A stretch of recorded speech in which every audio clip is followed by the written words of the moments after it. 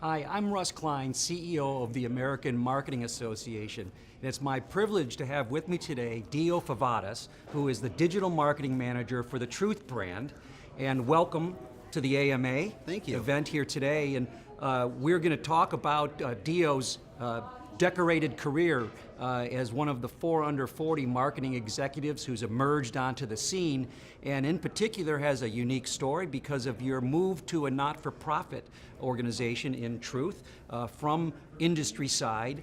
And so our viewers would probably be interested in the first question is, how would you define the differences between not-for-profit marketing and for-profit marketing? Well, Russ, thank you and the AMA for having me here. I'm really honored to be part of this esteemed group, and it's a real privilege to be able to talk about Truth Campaign. Absolutely. And our parent organization, Truth Initiative. But to answer your question, yeah, I spent the majority of my career in the consumer advertising B2C market space, and 2 years ago I had the opportunity to come over to Truth as the digital lead for the Truth Campaign. And I will say that ultimately, I get asked this question a lot. What is the difference between nonprofit marketing from consumer marketing? And the single biggest thing that I think is different is the sheer fact that most nonprofits do not have a tangible product that they're trying to sell. In our case, we're in the business of saving lives. I can't follow that transaction in real time. Whereas if I were selling sneakers, I'd be able to see like a point of sale transaction, then be able to go out and like retarget a user and be like, why don't you buy more sneaker stuff, buy socks, buy this, buy that. In our case, it's a long-term play to make sure that we ultimately save lives, and especially the lives of young people under the age of 24. I would say that there is a key a net plus, though, in not-for-profit marketing is I feel like there's far fewer barriers to try experimentation. Okay. And so, we're in an age now of digital transformation where marketing technology, advertising technology is becoming so ubiquitous. I mean, it's just everywhere, and the experience is so different, especially the way that young people consume media. As a nonprofit, I feel that I have less obstacles to go and deploy the latest technology, as well as married with the greatest content possible to deliver a timely message to a young person's eyeball in the right time, in the right experience. So I feel like that's probably the net plus of nonprofit marketers is there's a lot less, let's say, fewer chains, fewer hurdles to go through to deploy a rapid reaction. So you're able to maybe take some risks that you might not be able to take quite as quickly. You're developing a better agility as a not-for-profit marketer. And of course, while you're not selling a tangible product, selling a life is about as important as it gets. I remember the Truth campaign in 1998, 1999, when the campaign was born from Crispin Porter Bogusky, who was later my agency at Burger King. And I'm really interested to know that was pre-digital, how did you take the Truth brand from those pre-digital days into 2017 now in a digital era? What's different? What kinds of changes were required by you? Well, yes, you are correct. So Truth Initiative was founded in 1999 as a result of the Master Settlement Agreement between the Attorney Generals of 46 states, including the District of Columbia and a number of territories in the tobacco industry, where the tobacco industry had to settle millions of dollars to each state to fund smoking prevention and cessation campaigns. So that's where Truth Initiative was born. The Truth Campaign, we are the award-winning campaign that's fighting the fight to get young people never to start smoking, youth smoking prevention campaign. We are in this place, we're in a place today where we're competing real time with publishers and content producers and brands that attenuate with the under 24 demo. So what's drastically changed from when the campaign first started in 1999 to today is back then, most people were viewing material on a traditional television screen that was connected to a traditional cable box. We didn't have smartphones, we didn't have YouTube, we didn't have the internet, we didn't have high-speed anything. There wasn't a thing called the Internet of Things, for that matter, which is a great term. So how do we respond to that today as marketers? We recognize that we are competing with major publishers and brands that are trying to capture the youth mindset. On the same note, young people are consuming information on an average of 3.4 devices. I bet you anything, if you asked a 15-year-old today, do you watch television? They'd probably say no, even though they're watching a traditional 55-inch screen that's on a wall. It's now just connected directly to the internet.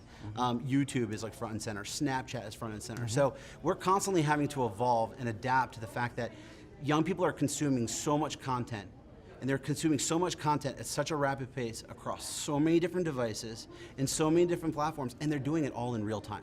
Right. So I may be actually tuning in to watch, let's say, the Grammys, but then I've got my iPhone now and I'm on Twitter and I'm tweeting to somebody. On the same note, I'm switching between Twitter to Snapchat to go ahead and see what kind of real content experience is happening on Snapchat. And then I'm going to YouTube so I can do searches on the cool artists that I just saw on the television screen. And it's this constant daisy chain roundabout way. So, you know, we really are leaning in heavily into digital transformation, how we can leverage the convergence of technology, data, as well as content and experiences to be able to be front and center in the youth mindset. Okay, and so we were talking earlier about content in terms of it kind of splitting between what does it say and how is it making the viewer feel. Right. So what does it say, how does it make them feel, being driven by now data and analytics in real time. Talk to our viewers about how truth does that. Yeah, so I mean, you know, front and center, which will always be the secret sauce and the recipe, is that content formula. We will always continue to create visceral experiences for young people to capture their imaginations, capture their attentions, and understand the injustices that are being perpetuated by the tobacco industry. We want them to feel enraged that the tobacco industry is targeting all sorts of different populations, using a number of marketing practices that, you know, to promote something that's ultimately going to kill. It kills. Yes. It's a deadly product. So the way we leverage data and technology to power these experiences is in the vein of knowing that people are on 3.4 devices at any given time, knowing that they're using multiple channels as a, you know, like for instance, like Snapchat and Twitter and Google search and, you know, Vivo and all these other distribution outlets. We can use the power of data not only to better segment populations so that we know that here are key audiences that are only, let's say, ready to just consume the message for the first time, all the way down to the super highly engaged person that wants to go out there and take action. They want to get rowdy. They want to go and make sure that they let their friends know never to pick up a cigarette butt. That would be called a hand raiser. We can see those signals in real time, build these audiences, and then map the creative directly back to those eyeballs as they've moved down this paradigm of being ready, again, from the very first exposure to say, whoa, you know, what's this about? Right. All the way down to the point where I'm ready to go and be a hand raiser, and I want to help other young people never pick up a tobacco product. So the message, the content message, is a serious one. The viewer response you're looking to elicit is a sense of outrage, and the experience, when you think about a brand equaling the story plus the experience you're creating is this connectedness of you want your viewers to get to lock arms and do something. Not just change their behavior, but help change the behavior of all those around them. Unpack that a little bit more. Yeah. So, I mean, ultimately, you're spot on with that kind of analogy.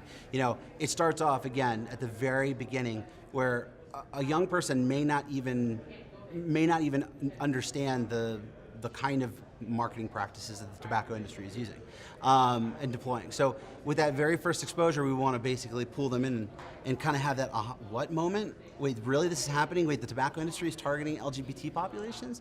You know, the tobacco industry is targeting low-income communities. The tobacco industry is deliberately targeting African-American populations and so many others. I mean, the field is so broad of the sub-targets that the tobacco industry is leaning into. And if at the very first moment we can capture their attention, get them to understand that there's a serious problem out there, get them to understand that we're never going to be the kind of brand that shows you a picture of a tarred up lung. That doesn't work with young people. Young people just will get turned off. Mm-hmm. So we want to create this feeling of being enraged, again, through this visceral experience that's just like, no, that's not all right. Mm-hmm. But using this convergence of data and technology, we can keep pushing the right message at the right time for that young person we never will speak at a young person. We'll have a conversation with them so that they're informed, right? But then we get them further qualified so that they're ready to go and pick up and take arms and go into battle. And so going into battle for us might be, trying to go ahead and petition the federal government to ban menthol products, right? Once I understand that I have a qualified audience, they understand that it's a problem, then I can go and ask them directly, please come and take this survey, please go ahead and petition, tell the government, you go out on your social networks, you go to this website, fill out your name on this form, and you go and tell the government to go ahead and ban a product, for instance. That's showing that you're shifting people, moving them down what I guess would be the nonprofit purchase funnel. Right. Exactly. Well, that's a tremendous explanation for how you are managing such an important part of our future. These are our tomorrow's leaders, tomorrow's parents, and you're trying to literally save their lives with a very ennobling mission. You've done so many things already at your young age. What would be your advice to emerging young marketers ascending in their own careers in terms of things to think about in terms of their own professional development? What would be a few tips you'd want to share? Well, I thank you for asking that question. First off, I do want to throw credit to the entire Truth family, because it's not one person. There's an armada of us at Truth that are creating visual experiences and content experiences and data experiences and going out there and being boots on the ground and stuff. So I'm honored to be part of an esteemed group of people that are out to do something that's so noble as what we do at Truth. What I would say to any young marketer today that wants to go, that's going to be the next marketing leader, is arm yourself with both hard skills and soft skills. Digital transformation is real. Data is powering everything. Have a basic understanding of data and technology and how technology plays into experiences. Yeah. It really, really is key. That doesn't mean that you need to be a math and science whiz, but understand your basic analytics platforms, understand how that ties back to user segmentation, how to create audience profiles so that you can be better at targeting messages to end users. But also there are subtle soft skills. I mean, you need to understand how to position yourself as a leader, take on responsibility, be ambitious, want to do the next greatest thing. And especially, when I think about nonprofit marketing, I feel that in nonprofit space, I feel like we're somewhat unencumbered. We generally tend to be in smaller teams that are much more nimbler. They have to react very quickly. So, I welcome any new marketer coming into the field to just pick up, roll up your sleeves, and want to take on as many projects as you possibly can, touch content, touch data, touch design, make sure you have a foundation in digital and understand that digital transformation is real. And, that will provide a recipe for success, because technology is not going away. It's a very different world than it was 17 years ago when Truth was originally found. Well, one tip you didn't mention, but you demonstrated, is passion for what you do. Well, thank you so much. I'm sure everyone can see that. Please, join me in thanking Dio once again from the Truth brand. I'm Russ Klein from the AMA.